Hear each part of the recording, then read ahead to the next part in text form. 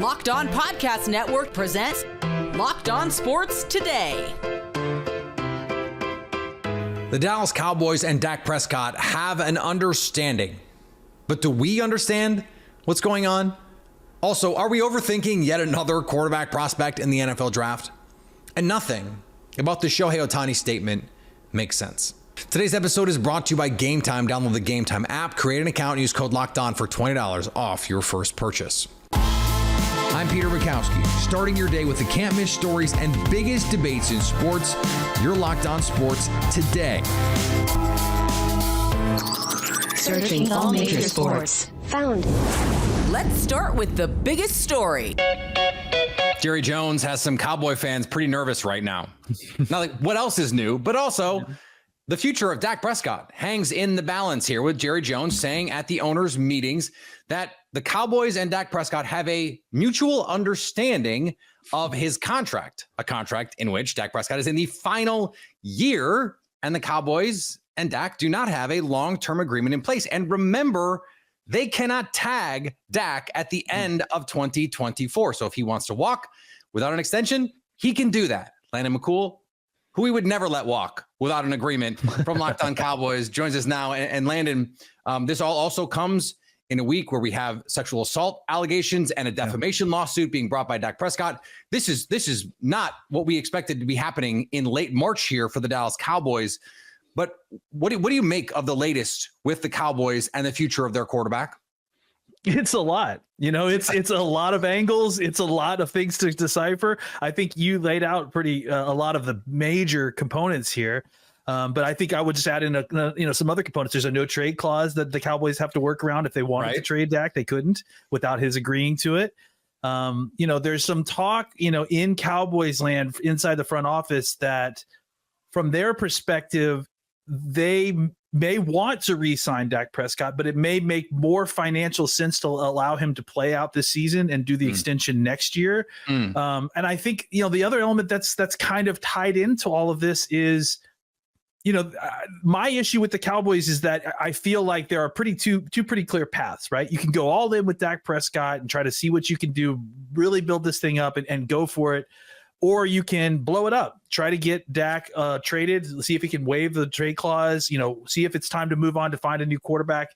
But I think the Cowboys right now are kind of stuck straddling these two methods. I think it's really hurting them. And then on top of that, you add in the fact that the other really big aspects here is that Mike McCarthy's only got 1 year left on his deal. So there could be some thought process that, is this a blow it up if they don't make it in 2024 and try to reset this whole thing in 2025? And if that's the case, do you really want to re-sign Dak to a long-term contract? Right. And then on top of that, you've also got CeeDee Lamb, Micah Parsons, all going to have to be paid at the top of their market. Parsons Parsons will be the most highest paid defensive player whenever that contract comes out. And so there's just a lot of elements here. There's a lot of things to kind of calculate. And I think for the Cowboys, when there's this much going on and their hands are tied a lot by the leverage that Dak has over them, I think that they're doing what they can to try to keep their options open, which, obviously isn't going to make Cowboys fans too happy. But I honestly, it could be the smartest move here with the terrible choices they have. It also comes at a time when Jerry Jones said they were all in, but they have a top of market contract for Trevon Diggs. They're going to have to give CeeDee Lamb a top of market contract if they want to keep him. He's going to sign one, whether it's in Dallas or elsewhere. Micah Parsons is going to sign one, whether it's in Dallas or elsewhere. And let's be honest, Dak Prescott is probably going to sign one, whether it's in Dallas or elsewhere. And so how do you making sense of all of that is a difficult thing. And that's the thing that the Cowboys are working through right now. Landon, I'm going to throw this at you because it's just something that I've been noodling about since I heard about this story. Kevin O'Connell and the Minnesota Vikings need a quarterback, and they have armed for bear to go up and get one of these guys in the draft. Yeah. But if they could, let's say, call Jerry Jones and say, hey, we'll give you these 2 first-round picks that we have this year and whatever you want next year, and we can go compete for a Super Bowl with Dak Prescott. What do you think the Cowboys front office is going to tell Kwesi and Kevin O'Connell? Are you going to pay the $90 million in dead money that we're going to have to incur by trading him? Because if that's the case, then yeah, I'll take that deal. But, I think that's, again, more problems here is that there is this kind of deluge of dead money that has been building up, which is part of the reason why I think allowing him to play out the rest of this season and kind of eating into all of that may be the smarter financial play for the Cowboys, even if they want to re-sign Dak Prescott next year. Look, I tend to think that Dak is probably locked into a, 3-year, $200+ million contract, probably fully guaranteed, right? So regardless of how this plays out, I mean, it's short of Dak going into a fully healthy season and just laying a total egg, I don't see how he's not getting that money at the end of the year. So from even Dak's perspective, he's on board with this, because if it's not Dak, if it's not the Cowboys that are paying him, it's somebody else. I think from the Cowboys perspective, they are willing to pay him that, but they are wanting to kind of do it on their terms so they can manipulate the cap the way they want to, so they can afford to pay all these other guys the way they want to, and potentially to have an out if, worst case scenario for Cowboys fans is what happens if Dak Prescott comes back, you have a very good team, you get back into the division playoffs completely healthy with home field advantage, and it happens again. What happens then? That's, to me, the scenario, the ultimate worst case scenario that the Cowboys are probably trying to avoid here. Stay up to date all year on the Dallas Cowboys by subscribing to Locked On Sports Today and Locked On Cowboys on your favorite podcast app and on YouTube. Thanks for making Locked On Sports Today your first listen. Coming up, so Caleb Williams is being picked first. But what happens after that? Exactly. Before we get to that, we had a handful of marquee NBA matchups last night. With killer last-minute deals, all-in prices, and their best price guarantee, Gametime takes the guesswork out of buying tickets. They're obsessed with finding ways to help you save money on tickets. Gametime has deals on tickets right up to the start of the event and even an hour after it starts. It's the place to find last-minute seats. Find exclusive flash deals and sponsored deals on tickets for football, basketball, baseball, concerts, comedy, theater, and more. With zone deals, you pick the section and Gametime picks the seats for big-time savings. And the Gametime guarantee means you'll always get the best price. If you find tickets in the same section and row for less, Gametime will credit you 110% of the difference. Right now, new Gametime users get $20 off your first purchase with code Locked On. Terms apply. Just download the Gametime app and use code Locked On for $20 off your first purchase. Download Gametime today. Last minute tickets, the lowest price guaranteed. Are you watching Fox Sports or ESPN on TV all day? Have you turned down the volume with all the shouting? Make the switch to Locked On Sports Today, a free 24/7 sports streaming channel programmed for you every day to bring you the biggest stories without all the screaming. Locked On Sports Today brings you the can't-miss analysis, opinions, and news streaming 24/7 on YouTube or the free Amazon Fire TV channels app, part of the Locked On Podcast Network, your team every day. NBA playoff seeding on the line in every single NBA game last night. We start with the Warriors, who were in South Beach to take on the Heat. Golden State Warriors in a game that was a must win. They're all a must win at this point moving forward. The final score in Miami, 113-92. The Miami Heat were missing a lot of players tonight because of injury. Kevin Love was not playing. Duncan Robinson was not playing. But clearly the most important player not available for the Miami Heat, Jimmy Butler, was out because of illness. The Warriors had their own injuries to deal with, which has not been a huge problem this season.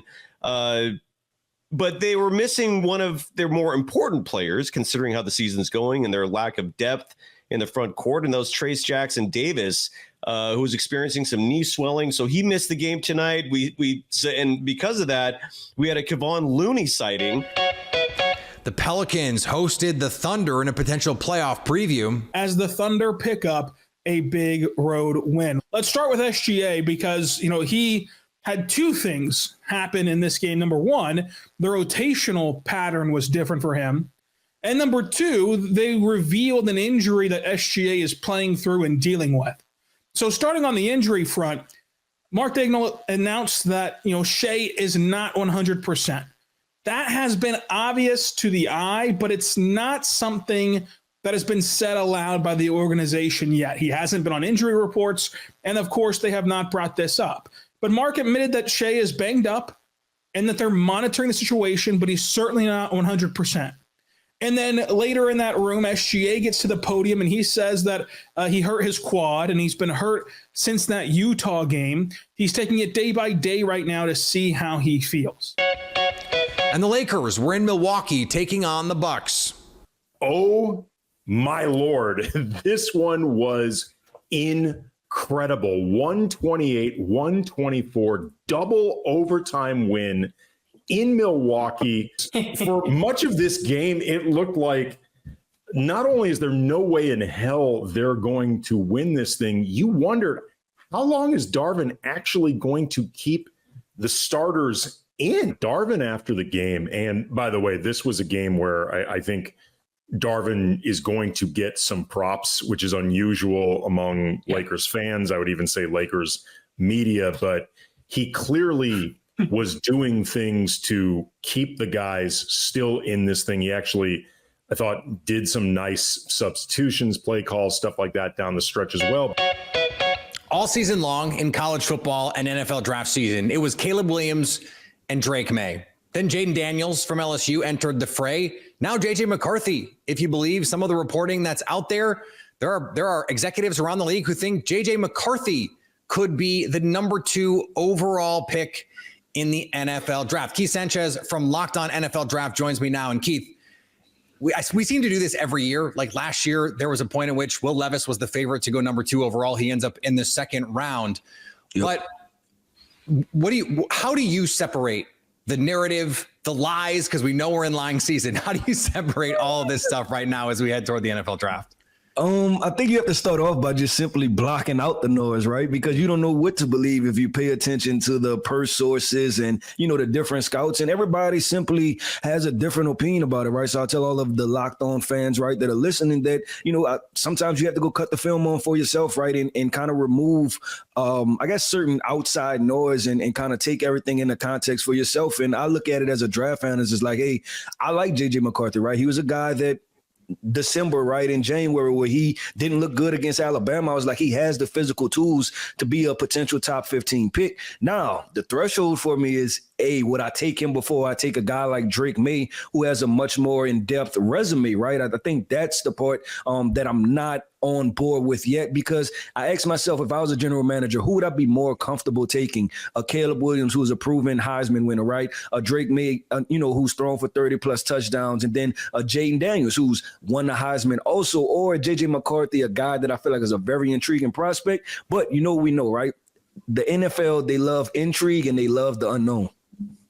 Yeah, and the Jaden Daniels of this is interesting too, because he was JJ McCarthy, at least in the narrative cycle, before JJ McCarthy, right? Because we had the Drake May and Caleb Williams competition. There were some people, I think, including some people maybe on this program, who said that they like Drake May as much or more than Caleb Williams early in the process. And then Jaden Daniels came in late, and it feels like some of the JJ McCarthy narrative, such that it exists, is a reaction to the Jaden Daniels stuff, which has also come on late here. Where do you see Jaden Daniels in relation to Caleb Williams and Drake May? Because he seems to be the wild card in all of this.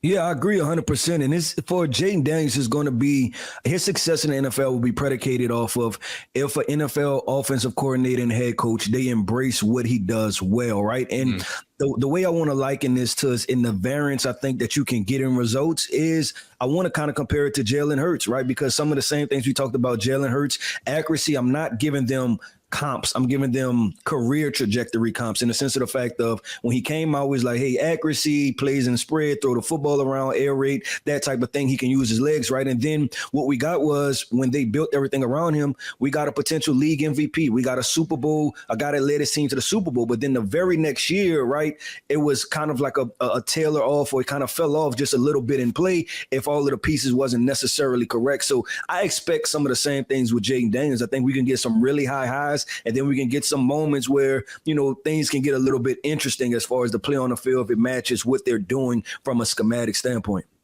Stay up to date all year on the NFL Draft by subscribing to Locked On Sports today and Locked On NFL Draft on your favorite podcast app and on YouTube.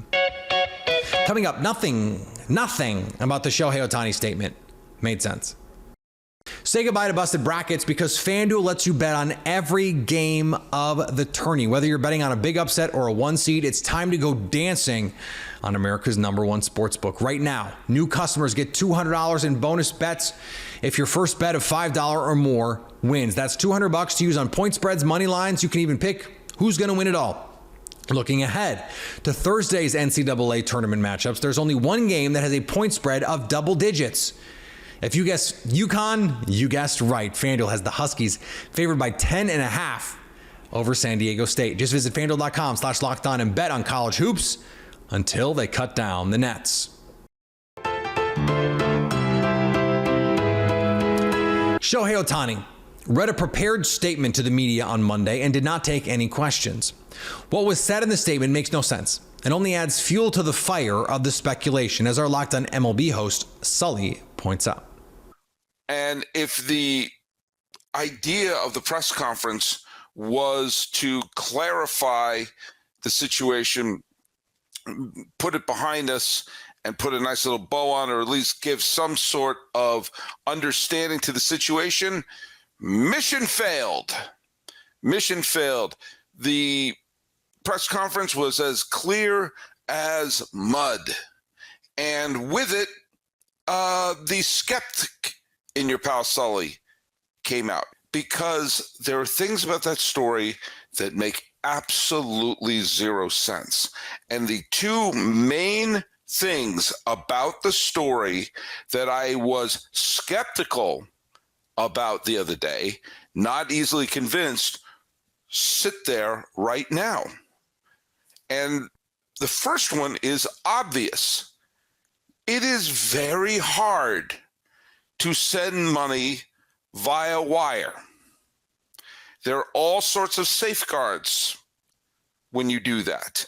And when the amounts that you're wiring have 2 commas in it, I've never wired over $1 million, but seeing that I have wired things over $1,000, and it's kind of like a scene in one of those nuclear submarine movies where you have to have 2 people turn the keys simultaneously to activate the missiles. That seems to be what it takes to just sometimes use Venmo, let alone spending millions of dollars via a wire transfer. And I do not believe that you can make one of those without the person whose account it is approving it. All of us are having to adjust. That includes athletes. It's not even legal to gamble on sports in all 50 states. And so players are having to learn the rules on the fly as well. They didn't grow up with them. They're not used to this. And it's even more the case that players, star players who weren't born here, are having to reckon with this in ways that maybe they wouldn't have had to otherwise. American culture is different for a million reasons, and then you add in the gambling element. This is weird, it's new, and we should expect a rocky adjustment period. That doesn't mean people are not taking advantage of the system. For sure they are. People took advantage of the old system as well, when it was illegal gambling, when it was bookies and offshore books and all the other things that were involved. But it's going to be okay. I promise it's going to be okay, because we're going to figure this out. And over time, it's all going to come together and everything is going to be fine. This story is weird. Do I believe anyone? No, I don't. But part of the reason that this is happening, that this can even exist, is because this is an adjustment period as everyone gets acclimatized to a new world order when it comes to sports and sports gambling. And that's okay. It is. It's okay for it to be a little rocky in the start, because it's going to be better in the long run. I promise. And finally, NFL owners agreed Tuesday to move the trade deadline back 1 week to the Tuesday after week 9 and authorize a significant expansion to the league's replay assist program. That will put the deadline for trades November 5th, also known as Election Day. I mean, I'm going to be glued to the NFL Newswire, but the league is hoping that a large number of people will be alongside me. We'll see if that's actually going to happen. The NFL is king. But an election, I don't know. We'll see. We'll see. Are you watching Fox Sports or ESPN on TV all day? Do you have to turn down the volume with all the shouting? Make the switch to Locked On Sports today, a free 24/7 sports streaming channel programmed for you every day to bring you the biggest stories without all the screaming. Locked On Sports today brings you the can't-miss analysis, opinions, and news streaming 24/7 on YouTube or the free Amazon Fire TV channels app. Part of the Locked On Podcast Network, your team every day. Coming up on the next Locked On Sports today, we'll be celebrating opening day in Major League Baseball. So at least until tomorrow, stay locked on sports today. Locked On Podcast Network presents Locked On Sports Today. For more episodes of Locked On Sports Today, go to our video on demand. Click on Sports at the top of your screen. There, you'll find past episodes of Locked On Sports Today, plus other Locked On shows on demand.